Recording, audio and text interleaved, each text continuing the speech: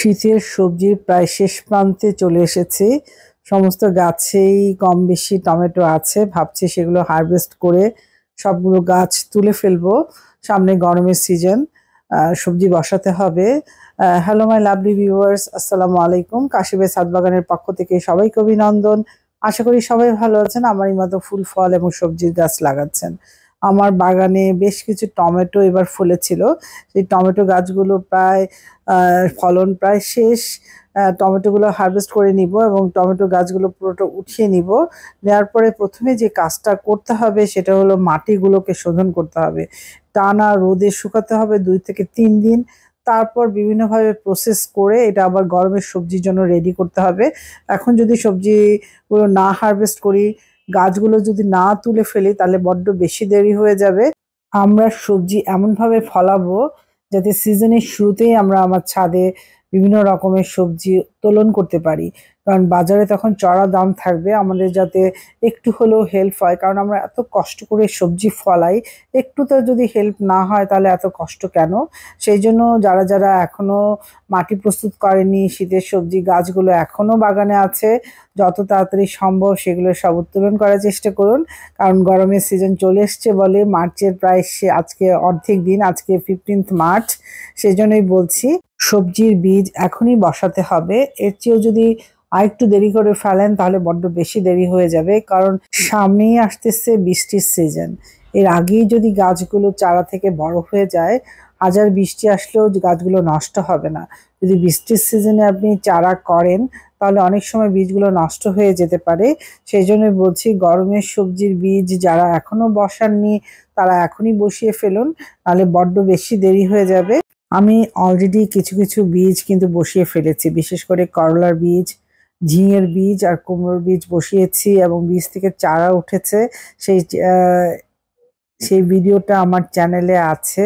আপনার ভিউয়ার্স বন্ধুরা দেখে নেবেন কি করে আমি বীজ থেকে অঙ্কুরোদ্গম করে অতি সহজেই চারা করেছি এবং চারাগুলো প্রতিস্থাপন করব। এই জন্য মাটিগুলো শোধন করা দরকার, অলরেডি দেরি হয়ে গেছে। এই জন্যই আজকে কিছু কিছু টমেটোর গাছগুলো আমি উঠিয়ে ফেলবো এবং মাটিগুলো সুন্দর করে রোদে দিব। কি করে মাটি আমি প্রসেস করছি সেই ভিডিও নিয়েও আপনাদের সামনে হাজির হব। আমি অলরেডি পুঁইশাকের বীজও বসিয়ে দিয়েছি চারা করার জন্য। এই যে এই কন্টেনারগুলোতে আমার পুঁইশাকের বীজ দেওয়া আছে।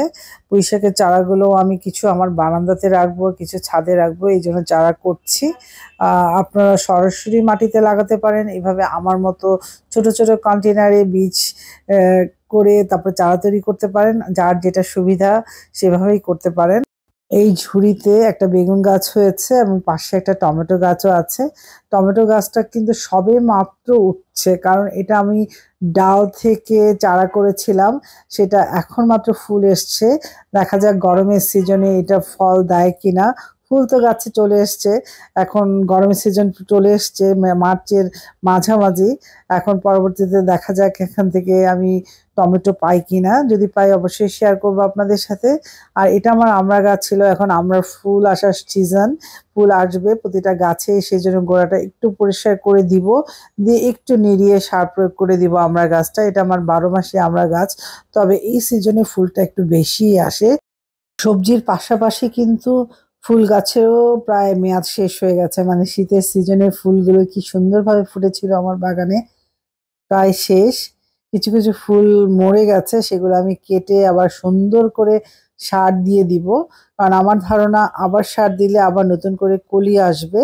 এখন সেটা দেখার অপেক্ষা। আমি গাছগুলো সুন্দর করে ছেটে দিব, মরা ডালপাতা এবং ফুলগুলো ছেটে দিয়ে সুন্দর করে এগুলোতে সার প্রয়োগ করে দিব। যাদের বাগানে চন্দ্রমল্লিকা আছে এবং চন্দ্রমল্লিকা ফোটা শেষ, তারা আপনারা অবশ্যই ফুলগুলো ছেটে একটু নিড়ানি দিয়ে একটু সার প্রয়োগ করে দিবেন। কারণ আবার নতুন করে কলি আসবে, এই কিছুদিনের মধ্যেই কলি আসবে এবং মার্চ প্রায় শেষ এবং এপ্রিলের মাঝামাঝি পর্যন্ত ফুল দেবে ইনশাল্লাহ অনায়াসে, যদি এখন আপনারা একটু ডাল টাল ছেটে একটু সার প্রয়োগ করে দেন। আমি এই জন্য ডাল ছেটে দিচ্ছি। এর মধ্যে গাছগুলোতে নিড়ানি দিয়ে একটু হালকা ভার্মি কম্পোস্ট আর হাড়ের গুঁড়ো দিয়ে দিব। এক মুঠো হাড়ের গুঁড়ো, 1 মুঠো ভার্মি কম্পোস্ট, এই দিয়ে গাছগুলো আমি নিড়িয়ে রেখে দিব পানি দিয়ে। এবং অচিরেই 7 থেকে 10 দিনের মধ্যে ফুল চলে আসবে, কলি চলে আসবে। অবশ্যই শেয়ার করব আমি আপনাদের সাথে সেই ভিডিওটা। এই যে ফুলগুলো আমি কালেক্ট করে নিলাম, এই ফুল কিন্তু আমি ফেলে দিব না। এই শুকনো ফুল দিয়ে কিন্তু অসম্ভব চমৎকার একটা লিকুইড ফার্টিলাইজার হবে।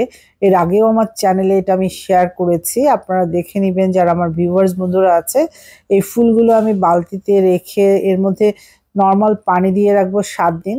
7 দিন পরে এটা ডিকম্পোজড হয়ে যাবে। এটা ডিকম্পোজড হওয়ার পরে এটা সুন্দর করে ছেঁকে নিয়ে এর সাথে আমি সমপরিমাণ পানি মিশিয়ে তারপর গাছে স্প্রে করব, বা আপনারা 1:10 হারেও গাছে দিতে পারেন, যে যেটা সুবিধা। আমি সমানুপাতিক হারে মিশিয়ে তারপর গাছে স্প্রে করি এবং গাছের গোড়ায় দেই। এভাবে আপনারা এটা গাছে দিতে পারেন, সরবরাহ করতে পারেন। চমৎকার একটা ফার্টিলাইজার, গাছের ফুল ফল এবং সবজি সমস্ত গাছে এই লিকুইড ফার্টিলাইজারটা ইউজ করা যায়। এই যে আমি বালতিতে কালেক্ট করে নিলাম সমস্ত ফুলগুলো, শুকনো ফুলগুলো। এটার ভিতরে কিন্তু আমি পানি দিয়ে একদম ভরিয়ে রাখবো, অর্ধেক বালতি। তারপর এটা 7 দিন পর আমি ছেঁকে নিয়ে এর মধ্যে পুরো পানি দিয়ে বালতিটা ভরিয়ে নিয়ে তারপর আমি এটা গাছে দিব। আমি কাশিমের ছাদ বাগান থেকে কাশিম বলছি, আমাদের পাশে থাকবেন আর সাবস্ক্রাইব করবেন। হ্যালো ভিউয়ার্স বন্ধুরা, আমার যারা নতুন ভিউয়ার্স আছেন তাদেরকে অসংখ্য ধন্যবাদ এতক্ষণ চ্যানেলের সাথে থাকার জন্যে। আর যারা পুরনো ভিউয়ার্স আছেন তাদেরকে অসংখ্য অসংখ্য ধন্যবাদ আমার পাশে থেকে আমাকে সাপোর্ট দেওয়ার জন্যে। আজকের এই হারভেস্টিং পেঁয়াজ পাতা, কিছু শাক আর টমেটো এই দিয়ে শেষ করছি আজকের ভিডিওটা। সবাই ভালো থাকবেন, আমার জন্য দোয়া করবেন।